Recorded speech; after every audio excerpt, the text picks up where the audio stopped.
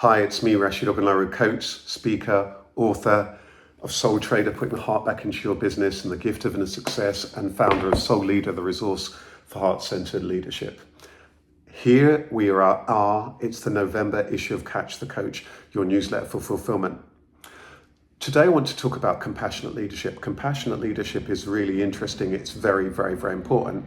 And today I record this at a time where there have been the elections in the United States, very shortly after a leadership contest of one of our major parties here in the United Kingdom, and at a time where leadership has come into question all around the world over the recent months and so on. Sometimes on this journey of life, we find ourselves in a place where we feel very disappointed, very disenchanted and disheartened, dejected even. It can happen. And these are the times where in our own life, in our own work, in our own businesses, we need to step up and be compassionate. So today I really want to talk about compassionate leadership. It's also very interesting that the timing when I'm recording this is in November. Now, November is a time of the year, certainly here in this part of the hemisphere in the UK where I record it, where it's getting darker, it's getting colder and so on. It's not that long before the end of the year. It's about how one can best prepare, manage the end of one season, prepare for another season ahead that may well be a very, very, very, very difficult and might well be a very, very, very challenging time. So for me, there are these metaphors all the time in life, and how it is that we're able to navigate the seasons of life mindfully and compassionately is incredibly important. So what I want to talk about today in this episode is about compassionate leadership. I'm not even talking about the leadership in terms of the overall world, the global political leadership. But even when the times when there are challenges in the leadership that you might see all around the world, in so many places, or in the working world, or in so many organizations that you may well see, those are the times that we need to ask ourselves, how is it that I am showing up? What kind of way am I leading in my own life, in my own relationships, in my own workplace, in my own career and so on? This is the time where there's that opportunity for real heartfelt, compassionate leadership.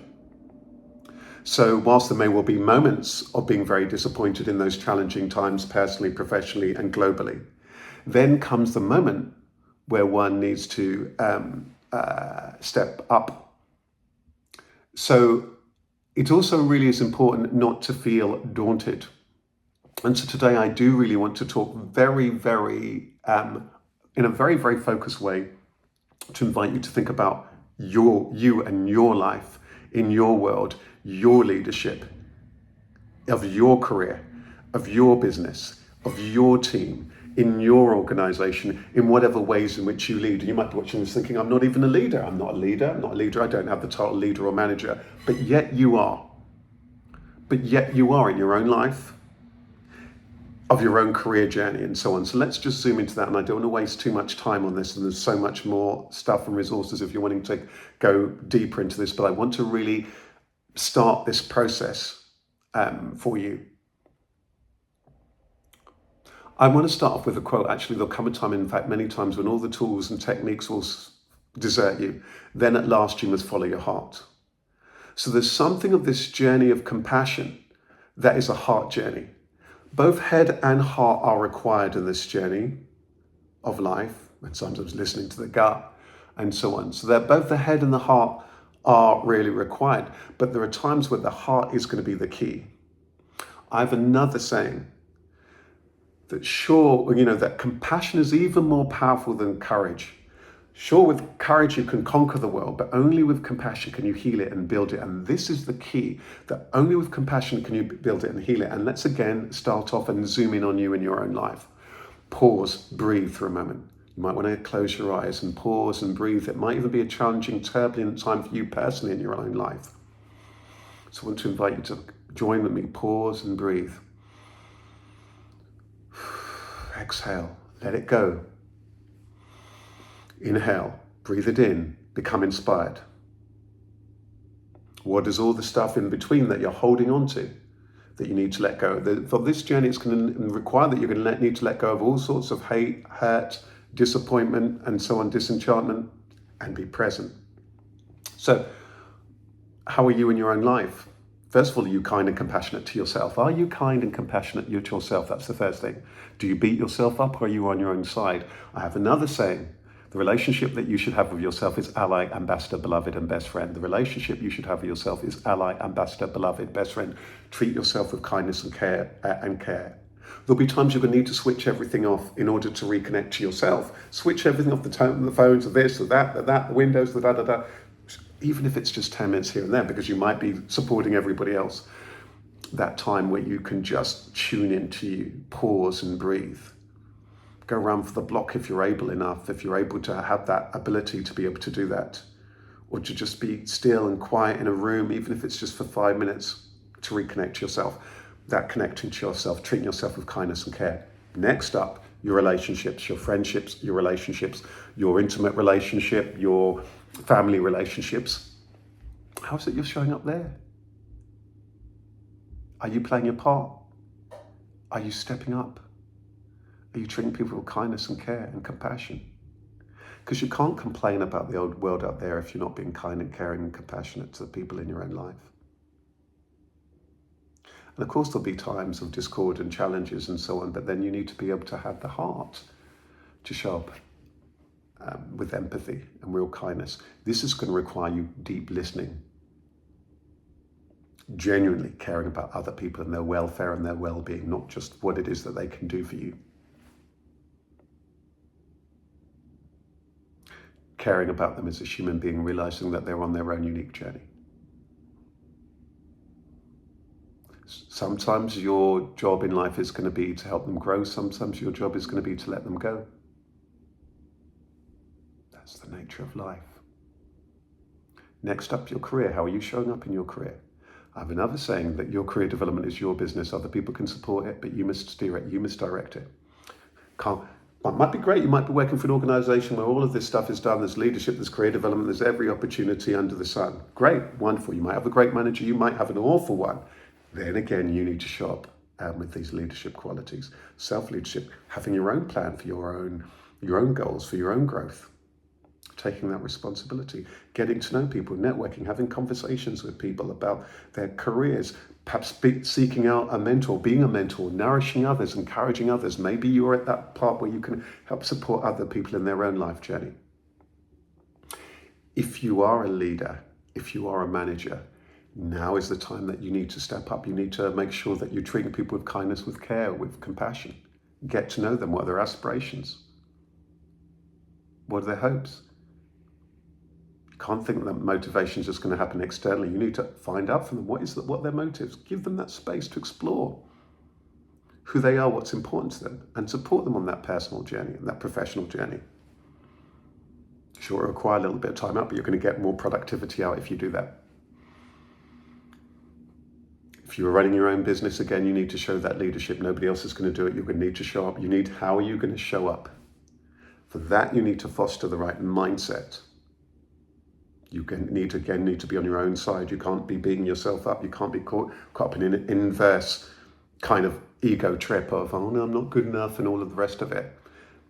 Sometimes the issues are so pressing that it requires you to show up. I say this to people all the time. I was saying it to some people in my Soul Trader workshop today.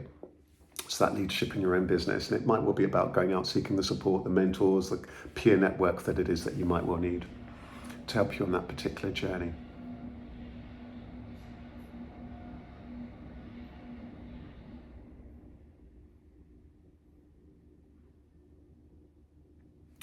You're going to need to be able to listen to your own voice, but you also need to be really appreciative of everybody else's voices. I want to kind of begin to bring things to a close there. I want to briefly summarize some of the things that I've been pointing to and talking about here. In tough, challenging, turbulent times and changing times, and times where you're disaffected by leadership, then is the moment for your own self-leadership. How is it you're showing up in your own life, in your career, in your business, in your organization? If you do have a particular key role, and that key role may well be parent, leader of your friendship group, how is it that you're showing up there? Are you demonstrating the qualities that you want to see in the other? So what we're talking about here, when we're talking about this kind of leadership, compassionate leadership, is in every aspect of your life. You're not always going to get it right, but every situation in life is going to be that learning opportunity, an opportunity for you to show up compassionately and kindly. Many people think that kindness and compassion is a very, very soft thing. It's a very potent thing. It's a very transformative thing. It's actually a place where the head and heart come together, but where the head does its job to plan, prepare, and practice, and to do things and decipher and to work things out, but where you're heart-led. You're able to tune into the hearts of others. You'll develop the opportunity to just pause, be still, notice when somebody else might need a kind word, or for your ear, for your presence. Question is, can you find room in your heart? If you're interested in more in this journey, you can look out for more stuff here on my YouTube channel. There is my new soul leader resource, soul-leader.biz, for leadership from the heart. You'll find the podcast, you'll find my inspiring interviews. There will be a book soon, I need to write that. And there's the course, there's the Soul Leader course if you're interested in that. And there's a podcast which I do with, which I run with broadcaster, journalist Nadine DeRazer.